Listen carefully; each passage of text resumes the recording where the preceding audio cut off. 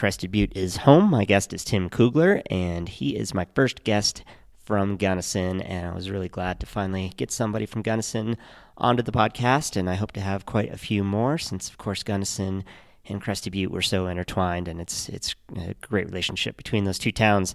And we talk about Gunnison Trails and what they're up to. A lot of that has to do with Signal Peak, which is an area near the Western State Campus where Gunnison Trails are just starting to build some new trails just in the last couple weeks, even since we recorded this podcast. So lots of opportunities to help build some trails for hiking and biking down there.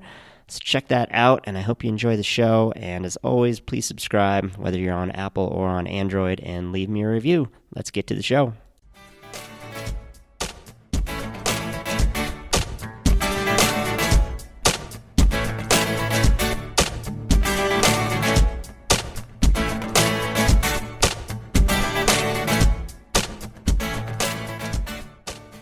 Crested Butte is home. Today we have Tim Kugler. And Tim, why don't you tell us where you're from and how you got here to the Gunnison Valley? Sure. Thanks for having me, Frank. I'm originally from Alexandria, Virginia, which is in northern Virginia, a couple miles from D.C. My parents are still there. I went to college in Virginia, and that was my first taste of the mountains when I moved to Charlottesville. And then from there I was kind of hooked. I moved to California for a couple years. 2006 to 2008, and then I got kind of a wild hair and drove around the country and found Crested Butte in the summer. I think it was July. I rode a couple awesome trails and moved here promptly. Wow! So just with a map and no plan at all, or did you have some friends here or anything at all, or just? I wish it was that cool. I didn't know anyone here, but I had some like towns in mind that I wanted to check out. So I think Driggs was one. Sun Valley might have been one, and then I think Crested Butte, and they were basically just like reasons to go on a road trip. And I came through here, and I think it was just like perfect weather. I had some really good rides, and I met some really cool people, and I was like, wow, this town seems great. And it was when it was pretty easy just to pick up and move to a place like this. So, yeah. Were you like planning to move, or were you just on a road trip and then you're like, actually I might just stay?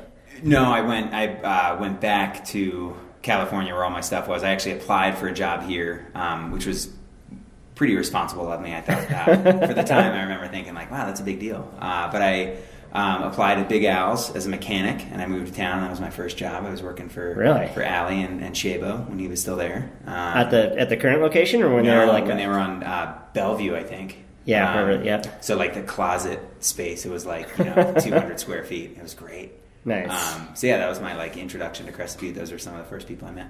Nice. Were you already a bike mechanic, or just? I did. I actually. This is kind of a sort of a tangent and a crazy story, but there's a guy in town named Redmond who caretakes up at the Cement Creek Ranch. Okay. And I met him randomly a couple years after I moved here, and we got to chatting. He's from Charlottesville originally.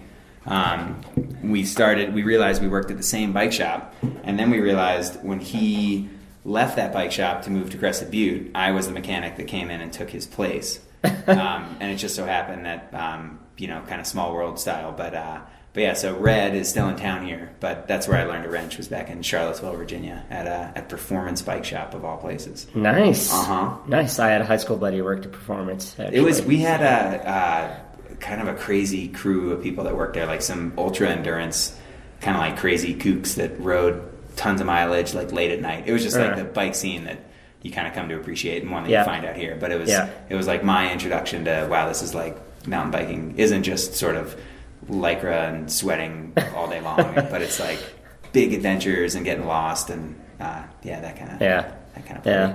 So were you always into bikes then, like growing up, like BMX, or was that a college thing? I was thinking the other day, I can't remember my, everyone remembers their first bike. And the bike I have 3 older brothers that I look up to big time.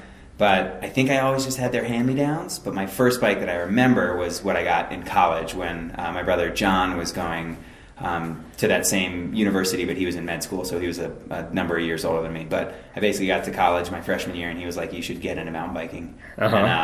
And And he, being my older brother, I was like, okay. And I got he had a buddy's Gary Fisher Huku Iku that they hacked off the rear end and welded on some horizontal dropouts. So it was like this super cool single speed. It was one of those bikes like everyone who was into biking would say like, whoa, that's such a cool bike, and I knew nothing about it. Yeah. So I just sort of be like, it's cool. And it was almost embarrassing, but that was my first bike for like 5 years. I rode that all through college. As a single speed? Yeah. And I was just totally hooked. Wow. Was the terrain there like suitable for single speeding? No, or was absolutely not. It was a lot of the stuff around Charlottesville was like the closer trails, but the bigger rides out of like Blacksburg and over near like Waynesboro and stuff, like off of the Shenandoah divide there were like proper climbs and like very rocky and not like bike friendly trails, so steep. So honestly, if you had gears, a lot of time you were pushing, so the single speed was almost just like everyone was just pushing anyway. But it was like pre-tubeless hardtail, so I would bring like 4 tubes on every ride because I flat. Right. Every ride I was pretty much guaranteed to flat. Yeah. And you'd run 25 psi, you'd flat, and then you'd only have 1 tube left, so you'd pump it up to like 60 to get home. So it was like this, like you feel really good at the beginning of the ride, and then just the last bit would just be awful. But it's amazing because that was my taste of mountain biking, and it was still like that was awesome. Right. So now we're kind of spoiled with what we have. Yeah, for sure. What do you have, like an 80 mil fork too, or? Then I would, I had Rock Shop Judy's. Yeah. That would, they were like. I worked at a shop, so I could get kind of deals on stuff, but I think I'd go through a fork a year. It would sort of like you'd service it, but you would have done damage to the bushings at that point, so you just kind of, they were like $100, so you just get a new fork, which is with the deal. Which is kind of funny to think back. That's how you treated it, but yeah. Huh. All right. Well, what do you? All right. Well, let's just switch subjects. So, what do you do? What do you do now? Well, we're not entirely switching subjects now. Now I'm the executive director of Gunnison Trails, so I basically run a nonprofit that our mission is to advocate for, build, maintain, and educate trail users in sort of the Gunnison area. So you've interviewed Dave Ox before. Their Crested Butte Mountain Bike Association. I sort of am of a similar nonprofit down in Gunnison. Yeah. Yep. Exactly. How'd you get involved with trail work, trail advocacy, Gunnison Trails? Good question. I had there was a little bit of a scene back in Virginia so I started to get to know that scene a little bit, but then I ended up graduating and I moved out west. And it wasn't really until I moved to Crested Butte that I attended one of Simba's big work days. I think the first one I went to was the Bud Trail build. Okay. Which was, did you go to that one? I did not, but I rode that today. Okay. It's a proper trail. Yeah. That was I don't know, I can't actually speak to what was pre-Bud Trail Simba days. I think they always had some like, party style work days or rowdy work days, but that one, the Bud family, so not only is the trail on their land, but they were like, we need to throw a big party. Yeah. Because that's just what we like to do. So they had it was at the Nordic Center Yurt. They rented like a bluegrass band. I think they had a bunch of like barbecue. I can't remember where it was from. But I remember showing up to this work day, and I think I did like some pretty mediocre labor for like 2 hours. Sure. I got fed really well. I drank a lot of beer. I listened to bluegrass. And I just remember thinking like, this is incredible. Yeah. Like, I like this. I met my now wife, at that party. So it was just like all around. It was a pretty good trail work day. Nice. So yeah, I got. I think I came to their next bunch of volunteer days. My good friend Matt Steinwand, who I met when I first moved to town, was on their board of directors at the time, and he said you should come to some of our meetings. So I attended a few meetings. Then I got asked to join the board, and I think I was on their board for 5 years. So that was sort of my introduction to sort of nonprofit trail world. Yeah. So that was a big learning curve. I can keep going. We're not at Gunnison Trails yet. Right. Yeah, I guess. Yeah, let's just go ahead and go. So I eventually went back to school after about 5 years. So about 3 years ago, I went to graduate school at Western down in Gunnison, and I got a master's in environmental management. And the stars kind of aligned. I sort of what I was working on was sort of a countywide master trail plan. So I was sort of a recreation focused, but it's a really cool program in that they, rather than sort of work towards some long thesis that you defend and then that document gets kind of put on a shelf and or maybe you eventually publish it in a journal or something. Their idea was like get a project done on the ground. So you are writing a paper in the end, but like do something cool with your 2 years in grad school. So I worked with the county, with Simba and with Gunnison Trails to sort of try and solidify all the trail plans that were out there to sort of have a, rather than say, if Simba wants a trail and the city of Crested Butte wants a trail and they both approach the Forest Service in 2 separate avenues over 2 separate years, it's more effective if like we can have one solidified plan for the valley and you're not bugging those agencies that are sort of trying to get the work done. So long story short, that was sort of my project. I kind of came up with a draft plan. But right around the time I was graduating was when Dave Weens, who was the director of Gunnison Trails, who founded it, he was moving on to IMBA and they needed a replacement. And I was sort of like super right place, right time kind of thing. Like I think I graduated on that Saturday and I think I was working on the Monday. On Monday. So yeah. Nice. Very cool. So what is Gunnison Trails? Are you guys mostly Hartmans?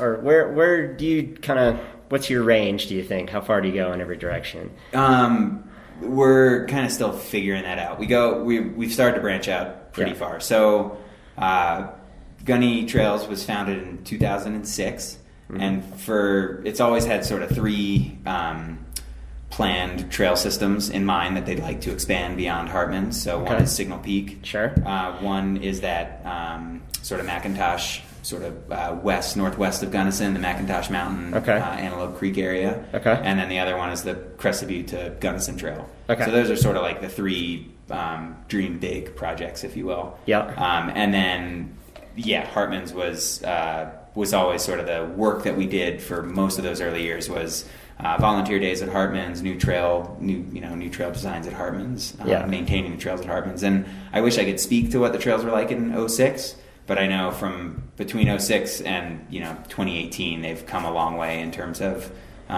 just how well they drain, their sustainability.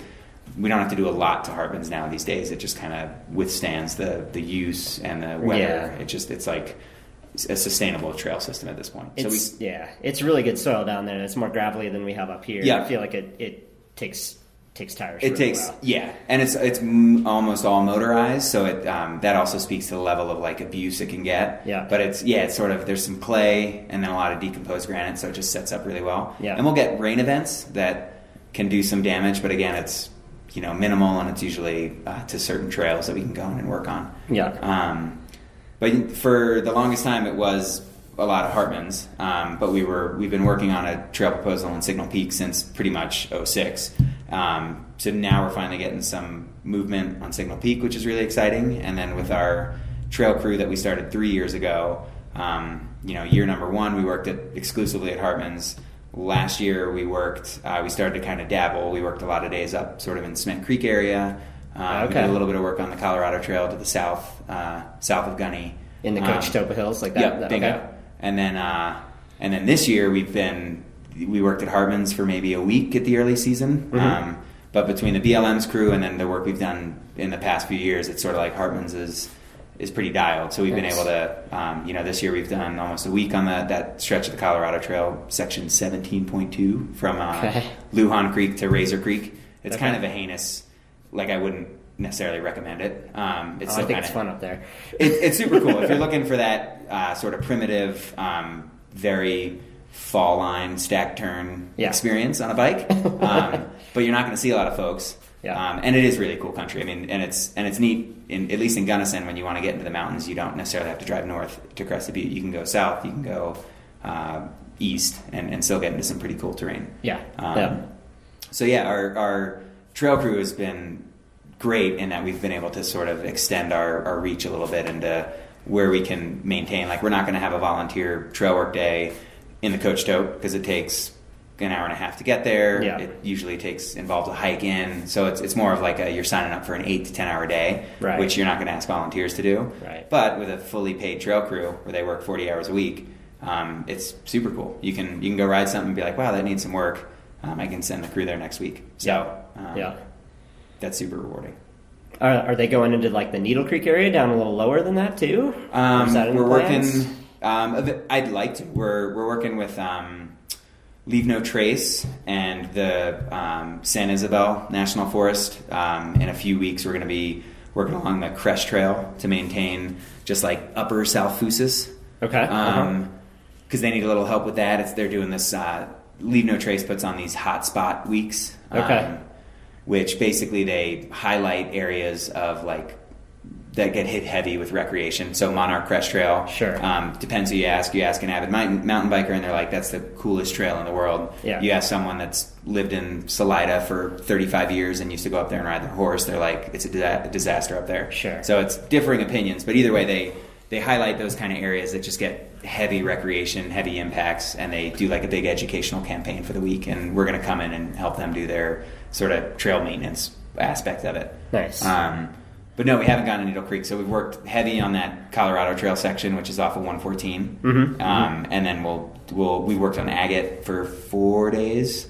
Yeah. And basically going in from the lower section. Okay. And our local Forest Service, Laura Schmillen leads a motorized crew, and they work on Agate as well. So they've done a little bit of work on there. Nice. But no, Needle Creek we haven't gone in there yet. And honestly, that's like next level kind of zone. Right. A lot of motorized, it's just one of those trails you could spend 4 summers up there working on a few of those trails. Yeah, there's definitely there's some that are kind of abused, but there's some beautiful trail there too.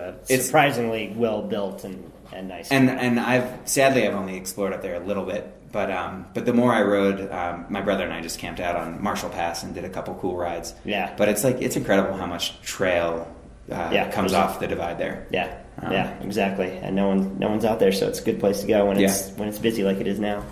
All right. Well, you mentioned Signal Peak a few times, so that decision was made a few months ago of what you guys could and couldn't build. What are your thoughts on what was eventually decided? Good. I think in the end, Signal Peak was like the ultimate compromise, which I'm learning.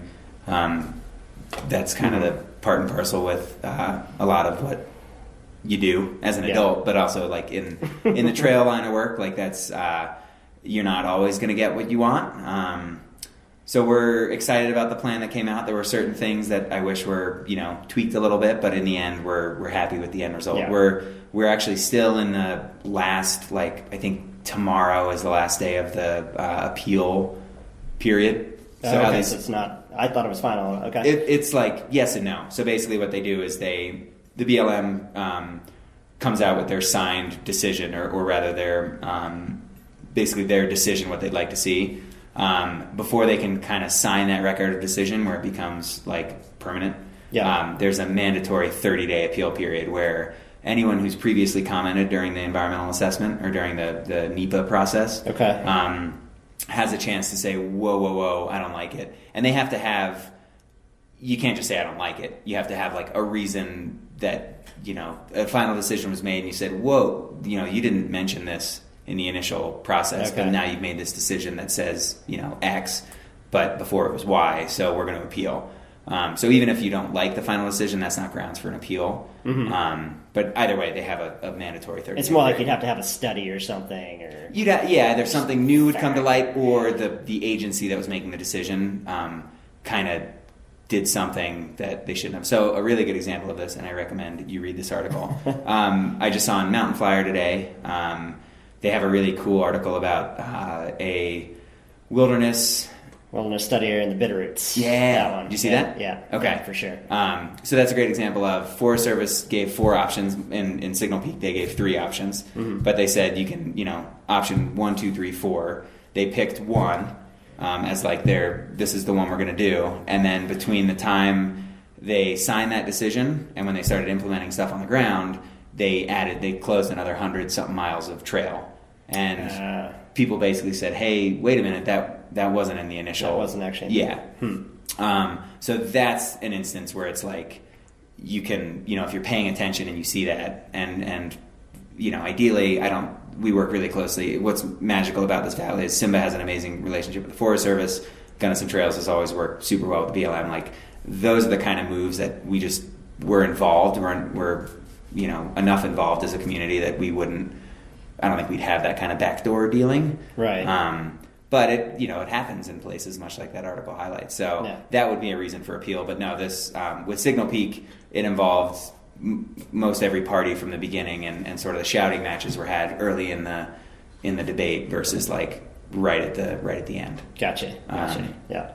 And just for anyone who isn't aware, so Signal Peak and Hartman Rocks are both BLM, and most everything in Crested Butte is Forest Service. It's Forest Service, yeah, thank you. And Signal Peak is, it sits to the northeast of Gunnison, right behind Western State, and it's the most like northern part of it starts to dip into Forest Service boundary. So that gives you like an idea of the extent of BLM. So as you get a little bit more north of Gunnison, you start to get into that, GMA, Gunnison National Forest. Sure.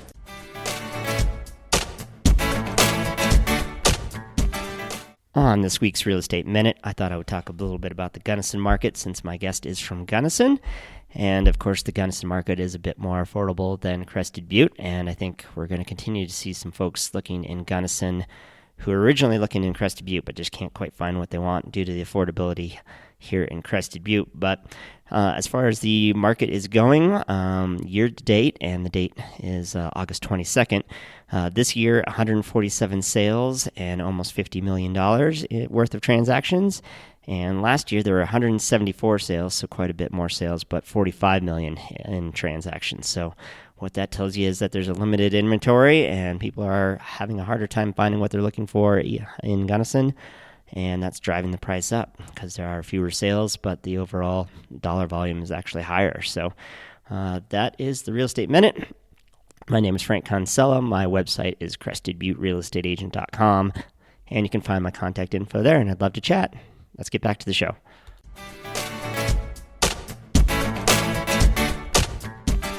Okay, so what is the plan then for Signal Peak? Where are these new trails? Where are you hoping they're going to go? Or can you Yeah, no, I can totally talk about it. So so this whole process has been really interesting. First, in that I'm new to this, like the whole trail plan that has to go through an environmental review. But basically, what came out of the plan was about little over 20 miles of new single track. Although some of those trails, when they say new, some of those trails are already on the ground, and they're just going to adopt them into the system. Okay. So there's about 7 of those miles. Okay, good. So it's a third. So we're looking at like 15-ish brand new miles of trail that aren't on the ground yet. And what's been approved in this environmental assessment is the rough corridor. So the BLM has gone through and kind of looked at these corridors that before I was part of Gunnison Trails, one of our board members, Hefe, who, have you met Hefe? Yeah. Yeah. He and a guy named Randy both went out and like combed Signal Peak for days on end, finding routes. Okay. And they put together basically GPS tracks that BLM kind of picked and chose, and what kind of boiled down was this 20-ish miles of new trail. So they've approved these rough alignments, but there's some leeway in there in the sense that now you can go in and sort of give them their flavor. But the sort of the corridors that are set on the ground are where we have to stick to, more or less. How wide are these corridors? Like 100 feet or 50 or smaller than that? Or and so that's something I'm still learning. They're usually, like, what I always knew with the Forest Service was you had about 100 feet from, like, if you were going to do a reroute of a trail and they didn't want to go through the environmental assessment review process, you had about 50 feet to either side. Okay. So you get out of that zone and all of a sudden you need to have this bigger review. It seems like we can put a lot of these trails in the terrain that makes the most sense for a good trail alignment, for like a sustainable trail alignment. But we should be sticking to those corridors as best we can. So it's not, I don't foresee, like, as long as we're putting them in a sustainable alignment and we're not going way off the map with where we're putting these trails, I like to think no one's going to come out with a measuring tape and be like, whoa, you're way out of alignment. Yeah. But for the most part, it's like, hey, here's the rough corridor, stay somewhere within there. I can't start proposing new trails, right? Because it's cool terrain or something, right? So, right. But again, I'm new to this, and it's kind of fun to go through this process and yeah, I mean, there's folks at the BLM that are kind of new to this too. This is a big trail network that's kind of getting off the ground. So it's there's a lot of sort of working together to figure out what's going to work and what's not. Yeah. So nice.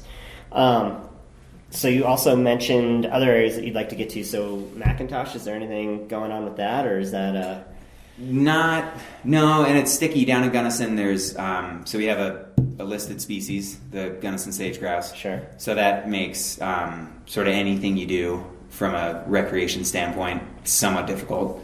And Signal Peak's unique because that was sort of called out in prior planning processes as being sort of a good area for recreation. Like if recreation's, a lot of people are coming here to recreate, we want people to have a place to go. Signal Peak was identified as a good spot because it sits right next to Gunnison. McIntosh area, similar, but that didn't kind of get a nod in some of those other planning processes. So right now, sort of Signal Peak's the main thing on our radar.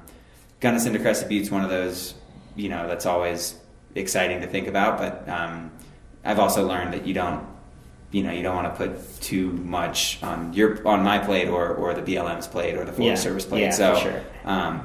So right now it's sort of let's maintain what we have first and foremost, and then let's build out Signal Peak to the best of our abilities and make sure that trail system is as good as it can be. But with always the push for let's think towards the next trail, whatever that might be. But there's a lot of Signal Peak was interesting because there was a lot of pushback from recreation. There was a lot of there's a lot of trails already. There's a lot of people that feel we're getting overrun with recreation. And so it was actually really good for me to get hired when I did and get immersed in that conversation when I did, because there's a lot of folks that have been here far longer than I have that don't see the same benefit in recreation or just don't see the way, don't see trails the way I do. Okay. And they're totally entitled to their opinion, and I need to take that into account. So it's very much a, we're not just pulling for trails and pushing for trails anywhere we can. It's a little bit more, where do they make sense? You want to make sure you've had conversations before you just go out and start proposing new trails. Sure. So it's been a big learning curve for me for, just to get to know the folks that have been there for a long time and get to hear their views. Yeah. The Crested Butte to Gunnison Trail, much of that would be just connecting existing trails, right? Or it wouldn't be 100% new trail, would it? I mean, the idea, so the thinking behind a lot of these long trail systems that get built, so like Continental Divide, for instance, they're still building trail. Right. They basically connected a bunch of existing roads or where there were no roads, they would build a trail or build a road. But those like long distance concept trails don't happen in a couple seasons. Right. So initially that would be, and man, it's sad that I don't know that terrain as well as others. Like Dave Wiens could, probably walk it with his eyes closed. Right. But there's a lot of existing roads with patches of nothing between them, but they're small patches. So the idea would be, let's get a signed route on the ground of existing roads, connect the pieces that don't connect currently, and then over the years chip away to make some pretty cool trail that eventually would be hopefully majority trail with maybe some little pieces of road connecting. Yeah. Cool. So are you guys part of IMBA, the International Mountain Bike Association? We're not a chapter, but we pay $100 sort of club dues. Total. That's for the whole year. It's $100. Yeah, exactly. Okay. And it's been, it's kind of funny. So for a while, IMBA, when you were an IMBA chapter, they would take a good, and I don't know how much, if Ox spoke to this at all. No, we didn't. Yeah, but I know it's a pretty decent chunk actually. If you're. Yep, and they're doing away with that program. Okay. So part of this is from Dave Wiens' perspective, because forever Gunnison Trails wasn't a chapter program because they take 60% of your dues or something. Right. In turn, they manage your database, which now having managed the database, which I wouldn't say I'm good at, part of me is like, take my money. I'll pay to have that done. But we don't have that big a database, so it's not a big deal. But that was the premise, is they would do a lot of your membership, sort of like they'd renew. They would make sure emails went out to tell your members, hey, you're due in a month. Right.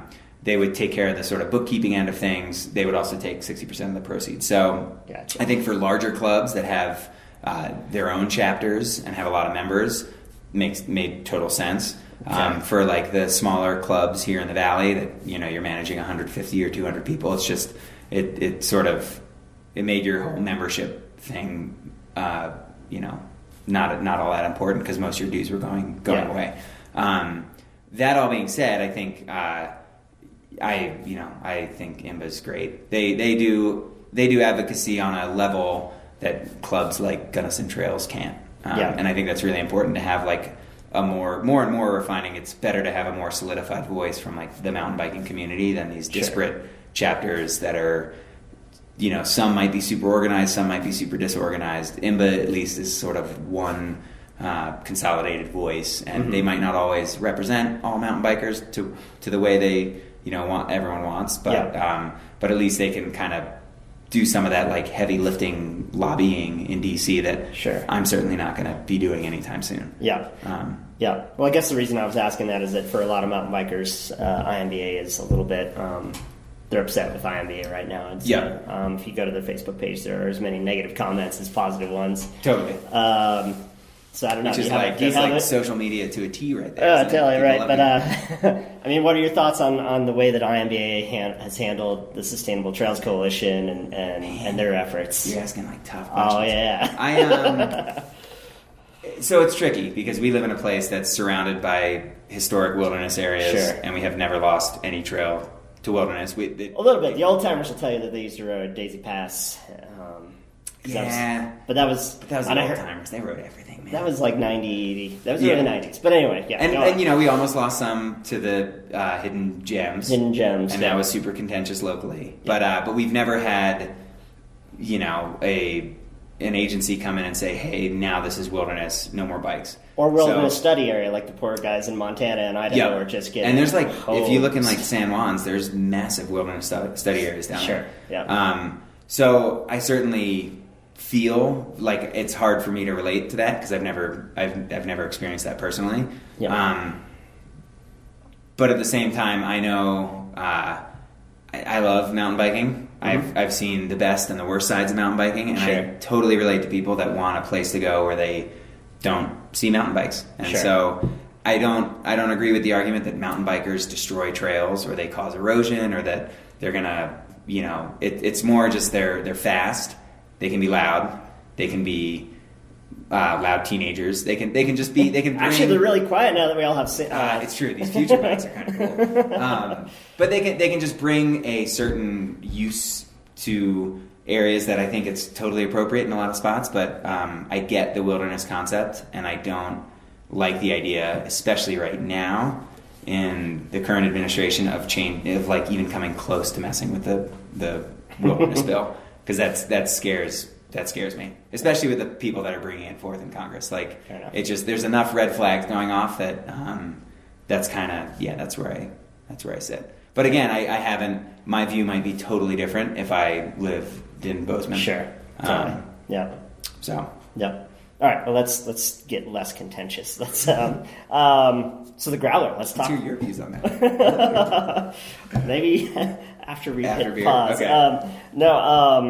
The growler though. Let's talk about the growler a little bit. So that's like one of your big fundraisers, I assume, and a big event. That's basically what keeps the lights on. So the growler is an event. This was our 11th year of putting it on. I think the first race had 126 people, and it's since grown to 700 is what we cap it at.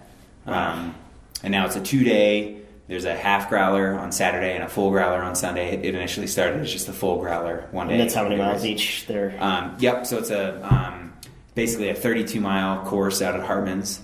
You sample almost every trail out at Hartman's, minus some of the stuff in the middle. And if you do the full growler, you do 2 laps of just a brutal course. So it's awesome. It's in May, so you're like locals from the valley they still are like skiing more than they're biking. I've not ridden my bike by May. Usually. Exactly. You're one you're a particularly unique example. But most people have had like 2 weeks on the bike, and then they're going to go do I've done the full before, and it's always like 32 miles of just like you're smiling and you're loving it, and then it's just 32 miles of just like agony, and you're wondering why you even mountain bike. Yeah. But no, it's an amazing race. It's one of those that it's on a lot of folks' calendar because it's just the course is absolutely incredible. So it's majority single track. Racing at Hartman's is just fun any way you do it. It's like punchy little climbs and punchy little descents, and you're good lines of sight, so you can see a lot of the racers you're going up against, and it makes for a really fun race course. Yeah. No, it's a really fun place to. I don't really do that much racing, but I used to do the 24-hour race there, and it's such a fun place to race, like especially at night when that race was going on, because you'd see the other. It's an amazing lights. place to night ride. Yeah. But no, it's a cool vibe that it brings, and it brings a lot of folks that are anywhere from like super fit mega racers that are just going to go out and put out like an incredible time to folks that are like, I've never raced before. This is a biggie, but I'm going to do like the 32-mile casual race and see if I can do it, kind of thing. Nice. And it's a great, like if you've never ridden Hartman's, you pretty much ride it all in a day. So that's kind of nice. Yeah. What are some of your favorite trails in the area? Giving away my secrets. Well, now that I live in Gunnison, I'd say I ride Hartman's more than most areas. My favorites there, if I'm going to go do, like, if I got an hour and I'm going to Hartman's, Ring Dyke, V-Drop, Tailpipe, because Tailpipe's just great. Rattlesnake, of course. Yeah. But those are like the kind of the must-dos if I'm going there. And Bex, you got to go Rattlesnake to Bex. Oh, yeah. Well, yeah, but does that even need saying? I guess we should say that. And then up valley, I lived in CB South for a while, so like anything up the Cement Creek drainage is usually puts a pretty big smile on my face. So Point Lookout, Waterfall Creek Cutoff, Block and Tackle. Those are like, if I could ride one of those per week, I'd be pretty happy. When you did Point Lookout, were you doing it out and back, or what were you doing with Point Lookout? I think I'd go. It would usually be descending Point Lookout would be the direction. So I'd go up Wall Rod and go up the wall and ride 412 to 405.2A, and then these are pretty basic names to remember here, Frank. I was blown away. You just nailed all that. and then down Point Lookout, and then 409 to Caves. Gotcha. Which is a pretty, like, when you can do that from your house, that's when you're like that's you're pretty happy. Yeah. All right, well, let's start to wrap it up. The Gunnison Valley is home for you, so why do you choose to make Gunnison and Crested Butte your home? Is every answer going to be, whatever I say is going to be cliche, isn't it?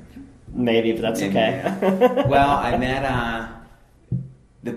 I would say that the community I met when I first moved here was like enough to stand out, that I was like, this place is cool, I want to stay for a while. My wife, who's from Crested Butte originally, and her family are just incredible people, so I have that going for me. Yeah. And then just the incredible. I mean, the fact I grew up in an area that I can't really name any of the forest land around where I grew up. I don't think we had any. When I went to school in Charlottesville, that started to change a little bit, but now I'm surrounded by like 83% of our county is public land. So for me, that's really special to have. Just a huge swath of land that you can go out and explore and do so from your house and not have to drive, a huge distance. Yeah, for sure. Where can people learn more about Gunnison Trails and/or you? GunnisonTrails.org is our website. Okay. You can go there for. We put on like a weekly trail work day on Tuesdays. We'll do like evening trail work days. With Signal Peak coming online, we're hoping to do a bunch of building up there. So you can go to the website to check details on that, or we've got a separate website for the Growler, originalgrowler.com, if you want to find out about the race. Was there a growler.com that you couldn't take? It's always been the original Growler. It's always been OG, huh? I mean, there's a level of respect, I think, that comes with, like, that's just like your stamp of, like, this is ours. I'm putting original in front of it. All right. So I think more importantly, there wasn't an original Growler website, so we took that. Okay. But it is a lot to type out, which I do a lot. But yeah, and then we have a Facebook page that we usually do like updates for trail work and things like that. Cool. Yeah. Anything I didn't ask that I should have that you want to talk about? Next person to interview. There you go. Who else should I interview? I would say if Dave Weens is around, you should certainly get his perspective. He might correct me on a lot of what I spoke about tonight. But he could certainly give you a good perspective on IMBA and his thoughts on, a lot of the issues that you said have come up. Gary Pearson is a awesome. He's also sort of an awesome trail advocate, but he's the dean of students at Western State, and just an amazing individual in that he's got his hands in a lot of different parts of the community, but has been here for a long time and could give you a pretty cool perspective. Yeah, that sounds. Talk about Western and other stuff. Yeah, and Western's been a huge supporter of Gunnison Trails pretty much since the beginning, and what makes Gunnison pretty incredible is it's not just like a town that's relying solely on recreation or timber or mining. It's got a hospital, it has a university, it has a lot of things that make it a well-rounded town. The ranching. Yeah, exactly. Yeah. Cool. Awesome. Thanks for talking. Heck yeah. Thanks, Frank.